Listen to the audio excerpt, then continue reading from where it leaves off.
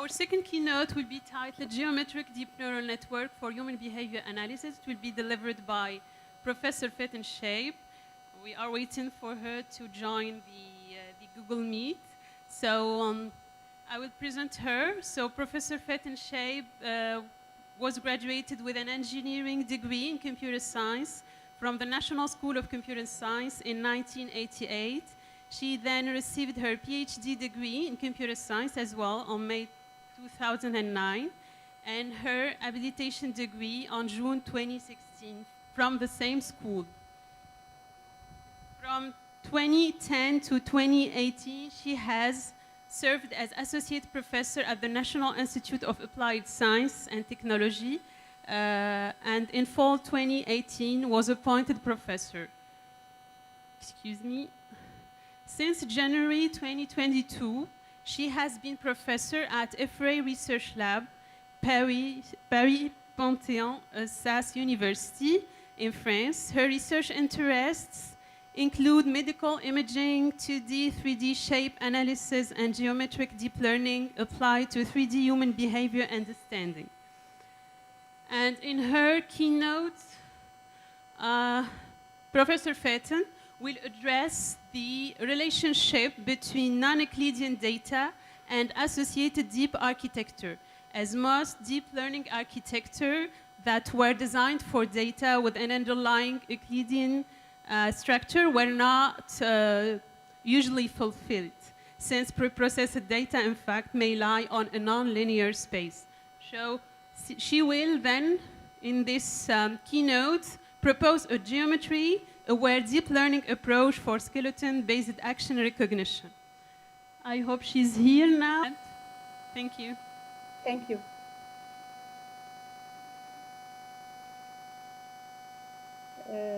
Merci beaucoup pour cette invitation.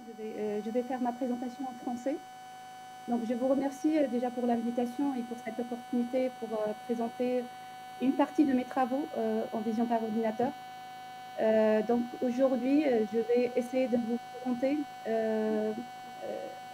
les travaux récents sur tout ce qui est analyse du comportement humain en utilisant des approches deep learning. Et en particulier l'aspect géométrique que je vais essayer d'analyser et d'expliquer un peu de quoi il s'agit et pourquoi on parle de cette partie de cette géométrie-là. Donc, une mention spéciale avant que je démarre à mon laboratoire initial, le laboratoire Cristal à l'ANSSI, dans lequel j'ai évolué, j'ai appris pas mal de choses et j'ai réussi à encadrer et à avancer sur pas mal de travaux. Depuis 2022, je suis rattachée à IFRE Research Lab, où j'ai continué mes travaux de recherche à peu près dans la même thématique, avec des applications un peu plus diversifiées. Tenant compte du contexte, disons, économique et contexte applicatif dans lequel je me suis retrouvée. Dans ce laboratoire, rapidement, c'est juste pour dire que c'est un laboratoire qui est rattaché à l'école doctorale d'économie, gestion, information et communication de Panthéon-Assas Université. C'est le seul laboratoire du numérique rattaché à cette université. Et ce qui nous a permis de travailler sur pas mal d'autres sujets interdisciplinaires, puisque l'université Panthéon-Assas est très reconnue en tout ce qui est gestion, économie, droit. Et du coup, ça nous a permis de travailler sur pas mal d'axes interdisciplinaires. Principalement, je suis la responsable adjointe de l'équipe Data et IA de ce laboratoire-là. Et je collabore et je suis responsable de pas mal de projets transdisciplinaires avec l'écologie, le numérique, la gestion, le droit santé, etc. Et aussi principalement dans 2 domaines d'application, je dirais plutôt 3, sport, agriculture et santé. Donc je reviens un peu au contexte de cette intervention, c'est l'analyse du comportement humain. C'est un domaine de recherche de la vision par ordinateur qui est un domaine qui date depuis très longtemps, mais qui a connu pas mal d'évolutions, vu l'évolution aussi des technologies utilisées derrière. Cela inclut tout ce qui est détection, suivi et compréhension du comportement et, disons, physique, observable de l'être humain, quoi. Plusieurs applications peuvent être c'est-à-dire peuvent se baser sur ce domaine de recherche. En particulier, j'aimerais citer tout ce qui est sport, performance haut niveau, analyse des performances sportives haut niveau et amélioration des performances sportives haut niveau, que ça soit pour analyse de stratégie de match, pour que ce soit aussi analyse du mouvement, le bon mouvement adéquat pour essayer de faire évoluer un athlète. Tout ce qui est vidéosurveillance, pour analyse ou bien détection d'événements anormaux, détection ou bien prédiction de mouvements d'une foule, etc. Tout ce qui est réhabilitation et interaction dans des systèmes de réalité mixte. Et aussi dans le domaine de santé, principalement, j'aimerais citer tout ce qui est diagnostic et détection précoce de maladies neurodégénératives telles que Parkinson, Alzheimer, etc., où les études médicales ont confirmé que ça a un impact et ça pourrait être observé directement avec l'analyse de la posture, de la marche, du comportement de la personne en question. Plusieurs challenges pour travailler dans ce domaine, ou bien challenge à essayer de résoudre dans ce domaine-là. C'est tout d'abord, c'est la variabilité du comportement humain. Vraiment, chaque individu, en fonction de sa culture, de son état psychologique, etc., on peut avoir des comportements différents, variables, qui diffèrent d'une personne à une autre. Et ça peut être des différences subtiles, comme ça peut être des différences importantes. Il y a aussi la complexité du mouvement lui-même humain, ou bien du comportement humain, possibilité d'avoir plusieurs interactions et subtilité de ces différentes interactions qui peuvent intervenir et qui peuvent parfois fausser l'analyse du comportement, et tout ce qui est challenge concernant les applications du temps réel.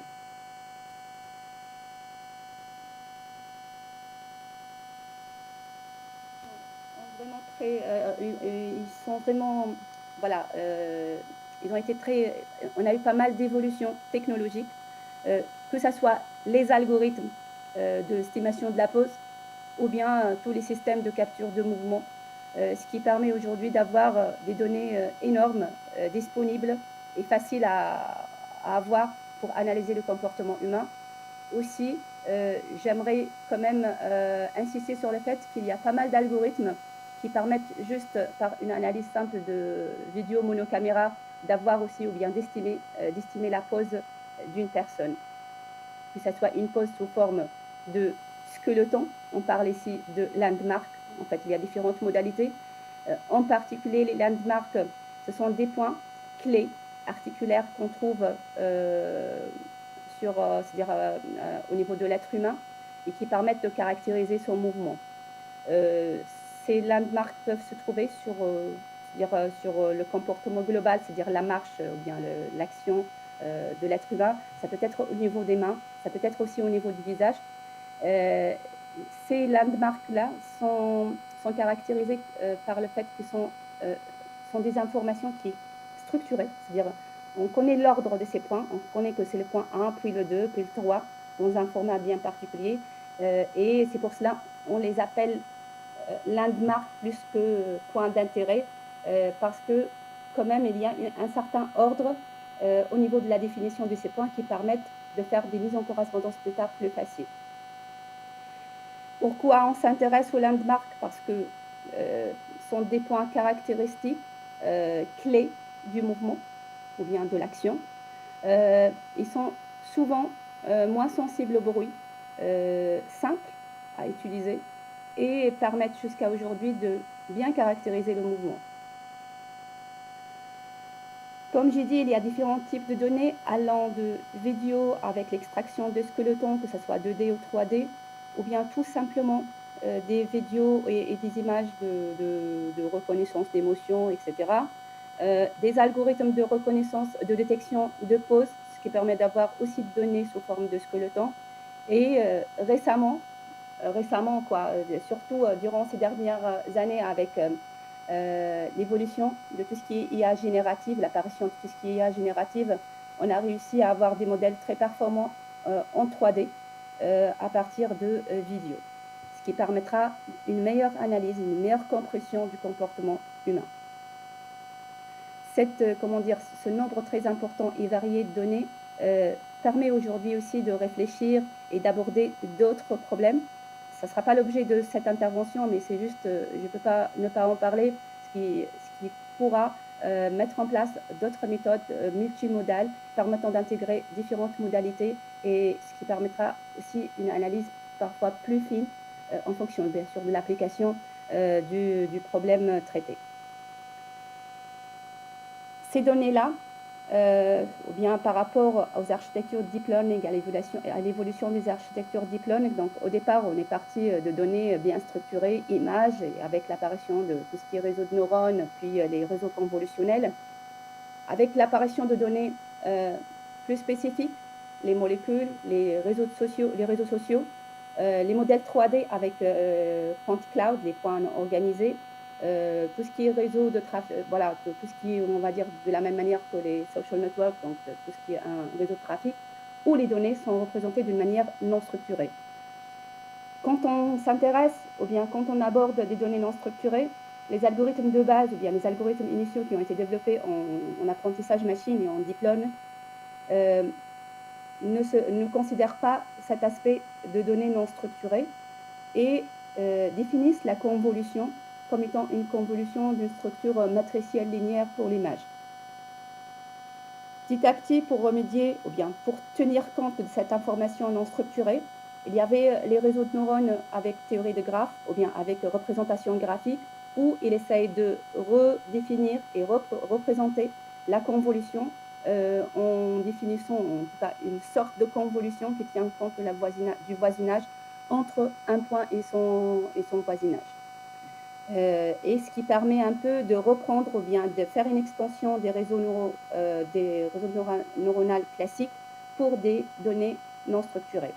D'autres approches essayent de transformer les données pour que soient adaptées aux architectures de base, c'est-à-dire à l'aspect linéaire ou bien structuré des données ou bien des architectures initiales de réseaux de neurones. Donc si on regarde ou bien ce qu'on appelle géométrique deep learning, ou bien c'est quel type de données où l'information géométrique elle est importante et permettra du coup de nous pousser à réfléchir quel type d'opération faut-il mettre dans les couches de réseau de neurones pour tenir compte de cet aspect non euclidien, non linéaire si vous voulez des données. Donc on trouve des données sous forme de grilles, soit les groupes, les graphes et tout ce qui est variété manifold qui est parfois très associé aussi avec la notion du groupe. Dans cette présentation, je m'intéresse principalement à des données de type landmark, donc séquence de landmark. Il y a pas mal de travaux qui ont essayé de aborder ce problème-là. Donc on trouve tout ce qui est algorithmes deep learning classiques qui utilisent des réseaux de neurones convolutionnels. Cependant, la plupart de ces travaux au départ, ils ne tiennent pas compte de la géométrie des données, qu'ils sont naturellement, ils sont dedans, c'est-à-dire si on arrive à acquérir des landmarks, par exemple pour un skeleton d'une personne, donc on a l'information géométrique initiale, mais ce qu'on est en train de faire, ou bien ce qu'on est en train d'apprendre dans les réseaux, sont une information qui ne tient pas compte de cette géométrie. Et généralement, les travaux ou bien les architectures initiales n'ont pas pu, ou bien ne tiennent pas compte de cet aspect non linéaire des données. Dans l'approche géométrique deep learning, donc, on peut distinguer deux catégories. Il y a tout ce qui est graph-based, ou bien les approches à base de graphes, qui considèrent le skeleton comme étant un graphe, en tenant compte des liaisons entre les landmarks. Et du coup, ils appliquent des méthodes de graphes convolutionnels, donc tout ce qui est GCN, GCP, etc., et qui permettent de prendre en considération ce skeleton comme étant un graphe. Ce qui nécessite des couches plus profondes dans l'architecture proposée et considèrent, c'est-à-dire ils sont un peu aussi, on va dire, bloqués par cette connexion qui parfois pose problème dans les algorithmes de détection. Dans tout ce qui est approche basée variété ou bien manifold, on peut distinguer deux sous-catégories. Donc l'espace de force, vers les différentes méthodes issues de la définition et la caractérisation de l'espace de forme des objets à reconnaître, et les approches qu'on appelle espace des caractéristiques, qui transforment les données initiaux en espace des caractéristiques, et cela revient à analyser et définir ou bien caractériser l'espace des caractéristiques. Dans l'approche espace de forme, c'est l'approche, on va dire, géométrique intuitive, permet de tenir compte de l'information forme spatiale des données. Et dans l'espace feature space, ou bien l'espace des caractéristiques, on applique une transformation et on dépend énormément d'espace des caractéristiques qu'on a créé, ce qui pourrait parfois, pour certains types de données, de négliger ou de ne pas caractériser correctement certains aspects. Nous, notre objectif dans ce travail, c'est essayer de voir l'espace d'effort, c'est-à-dire essayer de s'intéresser à la modélisation de l'action dans l'espace d'effort, tout en tenant compte de la géométrie de ces données-là. Et du coup, l'idée dans ce contexte, c'est comment représenter l'information landmark, les séquences landmark, dans un espace de forme. L'espace de forme connu, c'est l'espace de Kendall. Et une fois qu'on a fait ça, quel type d'opération, convolutionnelle ou autre, on pourra mettre en place pour qu'on soit adapté à la nature et caractéristiques de ces données en entrée. Donc ce travail-là a fait l'objet de 2 publications, un journal PAMI en 2023 et un article en ECCV 2021. Ce travail est un travail de collaboration entre le laboratoire Cristal et Free Research Lab Talent, qui a financé, c'était dans le cadre de financement, on va dire entreprise, l'équivalent de thèse CIFRE en France, de la thèse de Rachel Frisch, que je salue ici, qui a réussi à faire un travail intéressant et apporter des éléments de réponse pertinents à cette problématique. Alors, c'est quoi cet espace de forme de Kendall? Ça consiste en quoi? Donc, si on regarde, donc nous, on a l'information qu'on a, ou bien l'action à caractériser, c'est un skeleton. Ce skeleton-là peut être représenté, par exemple, à une rotation ou bien une translation près. Donc, il s'agit de la même personne, de 2 poses différentes. Et l'idée ici, pour reconnaître l'action, c'est si on la modélise telle qu'elle est dans l'espace euclidien, on aura 2 points qui sont discernés comme ça, X et Y. Le passage dans l'espace de Kendall, qui est défini comme un filtrage, en fait. L'espace de Kendall, c'est tout simplement filtré, c'est-à-dire on considère que toutes les formes géométriques, ou bien toute l'information géométrique à une rotation, translation et un changement d'échelle près, ça représente la même forme. Et du coup, pour passer de l'espace, on va dire, euclidien vers l'espace de Kendall, il suffit de filtrer par rapport à la translation, au changement d'échelle. Et à partir de là, on parle de pre-shape, l'espace pre-shape. Par la suite, on filtre, si on filtre par rapport aux rotations possibles que peut avoir un objet, et on a une classe d'équivalence à une rotation près, et c'est l'espace de forme.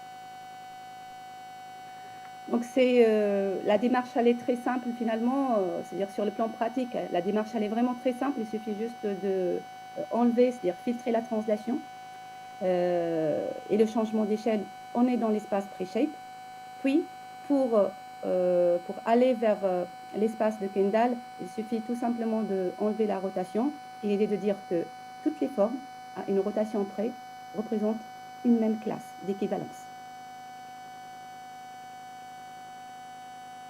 Qu'est-ce qui se passe quand on fait ça? Donc, ici, c'est très simple, la façon de faire, classe d'équivalence. Mathématiquement, on est dans un cadre, disons, méthodologique très sympa, très agréable au sens, on a ce qu'il faut derrière comme opérateur, comme distance, comme etc. Le problème, qu'est-ce qui se passe par rapport à ce qu'on essaye de faire comme action, comme tâche par rapport à la reconnaissance de l'action ou à l'analyse du comportement humain? En fait, si on regarde bien, Quand on passe c'est-à-dire de l'espace euclidien vers l'espace de Kendall, finalement, on est passé d'un espace dans R quelque chose, c'est-à-dire l'espace euclidien que vous connaissez avec les distances associées, avec la définition de l'espace euclidien que vous connaissez déjà, à un espace qui est quand même SO quelque chose, SO de n, c'est-à-dire une sphère de dimension n. Et quand on est sur une sphère, donc un skeleton 3D en mouvement, c'est tout simplement, ça va être une courbe sur cet espace-là. Et essayer de reconnaître les actions ou bien différencier ces actions, ça revient à retrouver, à pouvoir calculer la distance entre deux points sur cette sphère-là. On est sur un espace de forme qui malheureusement n'est pas linéaire. On ne peut pas appliquer les approches classiques qu'on connaît dans un domaine linéaire. Même si on applique, c'est que théoriquement parlant, c'est pas correct. Donc l'idée, c'est essayer de trouver une approximation ou essayer de linéariser l'espace de forme. Donc linéariser l'espace de forme, c'est pour pouvoir mettre en place une architecture adéquate à cet espace-là, ou bien reprendre un peu les architectures qui adoptent l'hypothèse que mes données sont linéaires, pour pouvoir concevoir une architecture deep adéquate. Donc ce qui se passe, bien, ce qui a été aussi proposé dans la littérature par plusieurs matheux, la linéarisation de cet espace-là se fait tout simplement par une approximation avec ce qu'on appelle les plans tangents. C'est-à-dire on va associer à chaque point sur la sphère un plan tangent, et du coup, on a linéarisé localement nos données, ce qui permettra par la suite de pouvoir travailler avec cette hypothèse de données linéaires. Comment faire cela? Comment passer à l'espace tangent? Les opérateurs, ils sont là, ont été bien développés pour que ça marche. C'est l'exponential map et le logarithmic map, c'est-à-dire pour faire l'aller-retour entre l'espace des formes et l'espace tangent. Le problème, ces définitions-là, c'est une définition, par exemple l'exponential map qui est une définition donnée par cette équation qui est intrinsèque, et que sur le plan pratique, pour implémenter cela, c'est pas aussi facile que ça. Il faudra passer par des approches d'approximation pour une meilleure estimation de ce plan tangent et du coup une meilleure linéarisation de l'espace des formes. Une approche très connue depuis un certain moment et qui consiste à trouver une approximation de ce calcul-là, disons de l'estimation de l'espace, on va dire, l'espace tangent, le plan tangent, c'est le transport parallèle. Le transport parallèle, en fait, c'est une façon qui permet de définir une relation entre les géométries autour de points tout au long d'une courbe qui est définie sur une surface ou bien un manifold ou une variété. Et du coup, ça permet de définir la distance entre deux points, par exemple, sur une sphère, comme étant la norme de log map par rapport à P d'un point Q. Et du coup, ce transport parallèle permet d'identifier l'espace tangent à ce manifold-là, à différents points, et donne parmi les meilleures solutions qu'on a retenues jusqu'à maintenant pour faire ce passage-là. Ce qu'on a ajouté dans notre approche, bien, ce qu'on a proposé d'améliorer pour aider l'algorithme ou bien l'architecture deep à mieux analyser et à mieux apprendre l'action ou bien le mouvement en question. Donc l'idée, c'était de rajouter une certaine couche qui va essayer où on va essayer, cette couche-là va apprendre des transformations géométriques sur nos landmarks, ce qui permettra en même temps d'augmenter le dataset et pouvoir mieux adapter l'algorithme ou bien le training à différentes variabilités possibles de l'action ou bien à des positions du landmark. L'idée, c'était comment on définit ces transformations géométriques et comment on arrive à apprendre ces transformations géométriques. Donc l'idée initiale, disons la plus triviale, évidente, c'était d'appliquer des transformations, matrices de transformation de rotation, qu'on laisse le réseau apprendre cette transformation globale sur l'ensemble des landmarks. Donc, cette façon de faire, quand on a implémenté au niveau de l'architecture, on a couru quand même un risque qui est pas mal, c'est que quand on apprend, on n'a pas pu ajouter cette contrainte que la matrice apprise est une matrice de rotation. Et du coup, il y avait ce risque-là. Ce qu'on a fait après, c'était un peu ajuster ça et ajouter cette contrainte dans la fonction loss de l'algorithme d'apprentissage. Ceci dit, cette question-là pose aussi un problème très très important, c'est qu'au départ, nous, on est parti de données dans un domaine euclidien, dans un espace euclidien. On est passé vers le domaine, c'est-à-dire vers l'espace des formes. Dans ce passage-là, dans la définition même de l'espace de forme, on suppose que nos points, c'est-à-dire l'ensemble des points, un élément de cet espace-là est équivalent à une rotation près. Et du coup, la question, est-ce que le fait d'ajouter ce genre de rotation, comme si on a filtré quelque chose et maintenant on est en train de les réalimenter dans l'architecture. Ce qui rend un peu, ce qui quand même pose un peu un problème au sens est-ce que c'est utile ou pas utile. Deuxième variante, ou bien deuxième information qu'on voulait analyser, on voulait ajouter, c'était plutôt d'apporter des transformations locales au niveau de chaque point, c'est-à-dire angulaires au niveau de chaque point. Donc l'idée, au lieu de apprendre une rotation globale sur l'ensemble de points, c'est d'apprendre des transformations, des rotations locales en fonction c'est-à-dire au niveau de chaque point, permettant ainsi de augmenter le dataset tout en apprenant avec différentes actions se basant sur les points d'articulation ou bien les gens qui landmarquent du mouvement. Donc, c'est disons, la façon de faire la plus logique et la plus, disons, qui permet et qui est aussi, qui est aussi induite du fait qu'un mouvement est formulé par mouvement des jonctions et des joints et les jonctions entre ces joints-là qui caractérisent réellement un mouvement de l'être humain. Donc, pour résumer, voilà l'architecture. Donc ça, c'est l'architecture qu'on a mis en place dans le cas 2D. Donc, on a les données sous forme de la séquence de landmark. On passe vers le modèle, vers l'espace de Kendall, de forme de Kendall. On fait la projection dans l'espace tangent pour linéariser. On a notre couche pour tout ce qui est transformation non rigide, pour tout point, pour tout landmark de l'ensemble des données. Puis, tout ça, c'est possible par la suite de faire une architecture encore plus complexe. L'idée, c'était de partir d'un baseline de réseau de neurones qui permet juste de valider ce passage entre espace de forme, espace tangent et cette couche d'augmentation d'une transformation rigide-non rigide permettant de mieux caractériser l'action. Donc, pour le cas 2D, c'était ça. Pour le cas 3D, que ce soit skeleton, que ce soit pour tout ce qui est reconnaissance du mouvement de la main.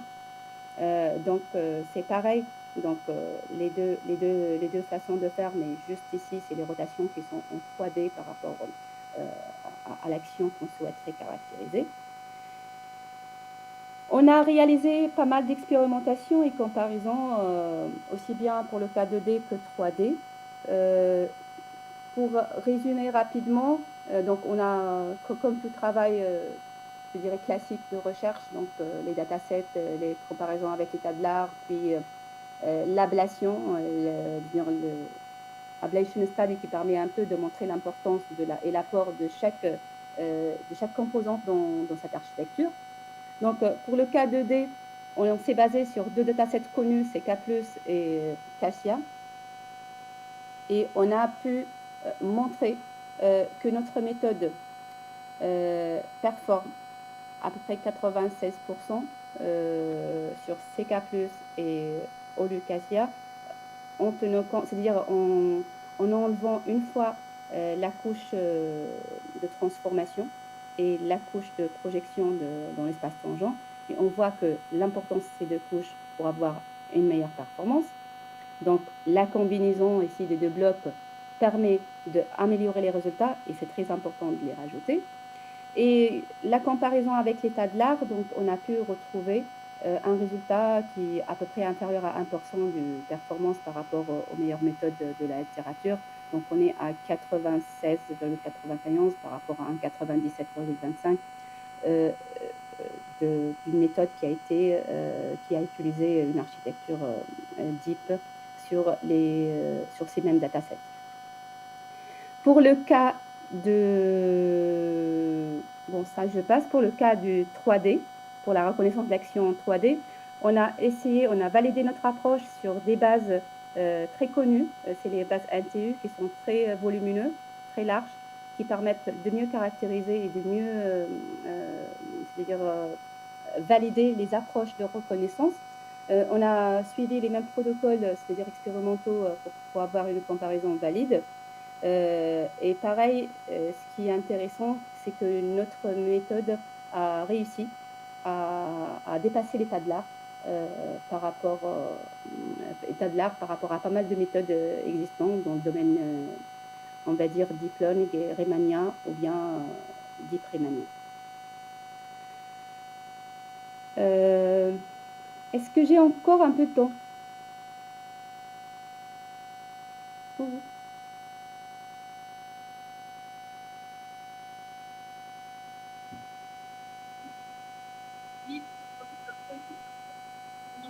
Oui, j'ai combien de temps? Voilà, il me reste combien de temps, s'il vous plaît?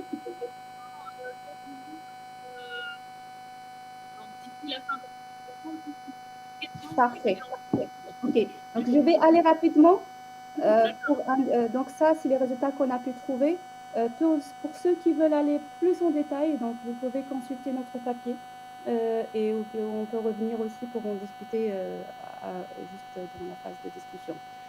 J'aimerais aller plus sur un autre aspect. C'est pour dire que ce travail-là nous a permis de proposer une première approche pour valider l'espace de forme avec une approche, on va dire, entre guillemets, géométrique, avec une linéarisation. Les travaux en cours par rapport à ce travail-là, c'est comment apprendre la projection dans l'espace tangent au lieu que ça soit une fonction linéarisée. Donc, comment aller vers un transport parallèle, si vous voulez, appris en fonction du point en question.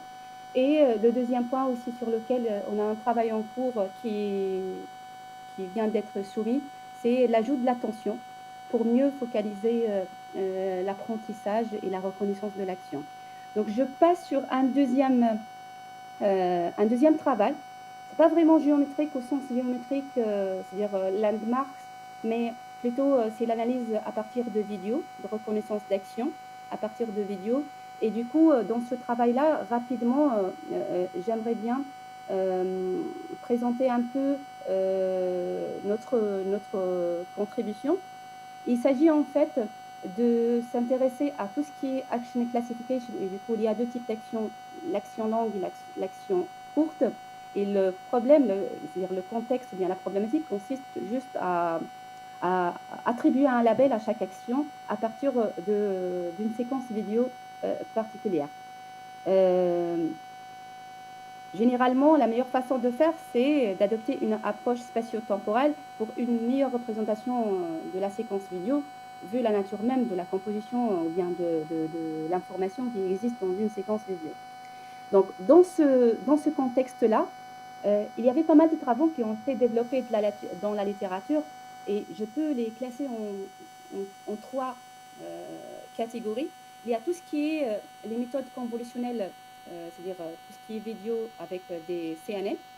Il y a tout ce qui est méthode basée transform, ou bien attention si vous voulez.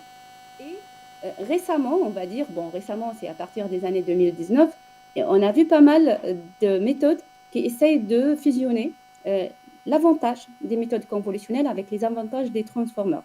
Et on a vu apparaître certaines méthodes qui essaye voilà, de tenir compte de l'information spatiale dans les CNN avec l'information, disons, ou bien l'avantage des réseaux des transformes pour caractériser des dépendances de langue avec une séquence qui n'est pas courte.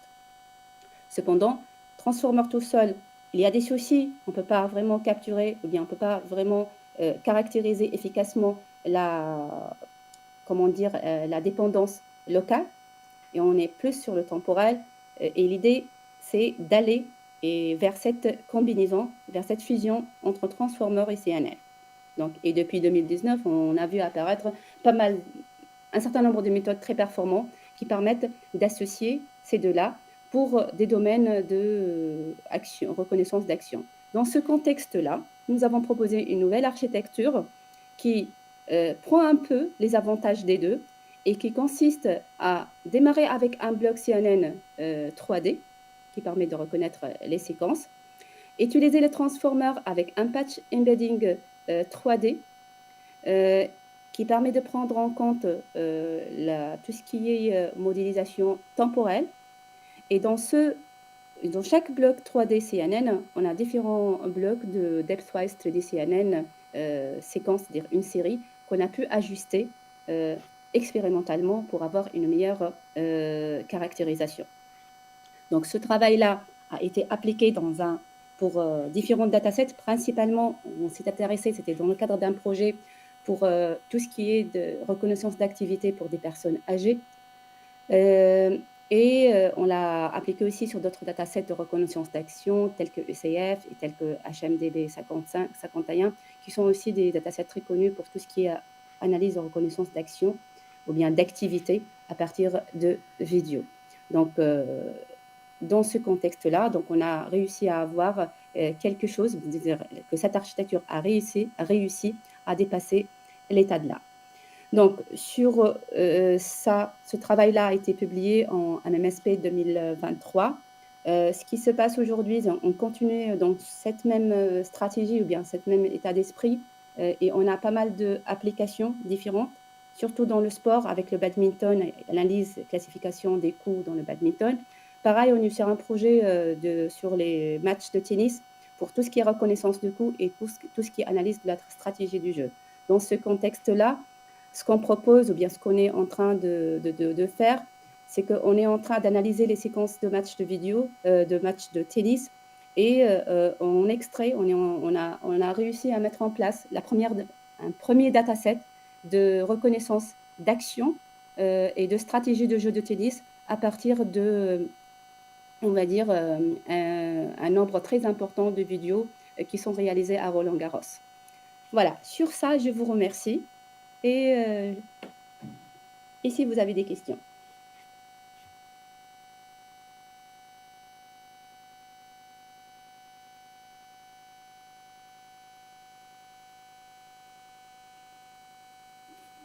Vous m'entendez?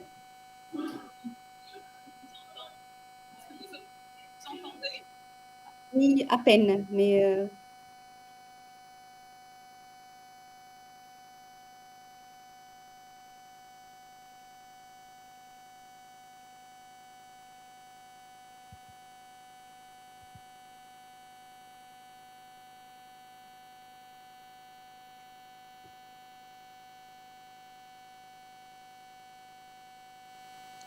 Oui.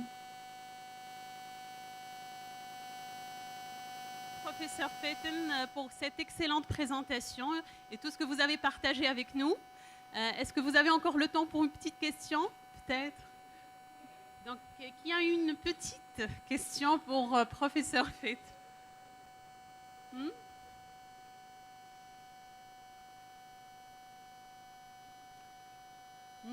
Oui. Merci. Hello, everybody. Thank you, Feiten, for your presentation. I would like to ask you just about datasets. Did you try to build or exploit some local datasets, Tunisian datasets, as you have been based on the CASIA dataset? And in faces, it's a little bit different from the appearance of Tunisian faces, maybe. Hein? So, est-ce que tu as cherché à développer des bases locales ou travailler sur d'autres bases que Casia? Ouais. Est-ce que vous nous avez entendu, professeur Phaeton? Est-ce que vous avez entendu la question? J'ai dit, c'est bien ça la question? Donc, professeur Doras posait la question, Oui. est-ce que vous avez déjà utilisé des datasets tunisiennes, c'est ça, dans vos travaux? Oui. En fait, ça dépend des applications. Il y a des applications où on a mis en place nos propres datasets. D'accord. Donc, on est obligé de faire le dataset public parce que, comme toujours, il faudra valider par rapport à ce qui se passe. Puis, on est sur pas mal de projets où on a été amené à mettre en place nos datasets privés, si vous voulez. Jusqu'à maintenant, on a pas mal de datasets privés qu'on n'a pas pu partager et on travaille sur le partage de certains au grand public pour pouvoir collaborer avec d'autres chercheurs et apporter de nouvelles contributions. Merci beaucoup, professeur Phaeton, encore une fois. Merci. On espère vous voir dans les prochaines éditions WIS ici avec nous en personne. Oui, Allez, avec grand plaisir.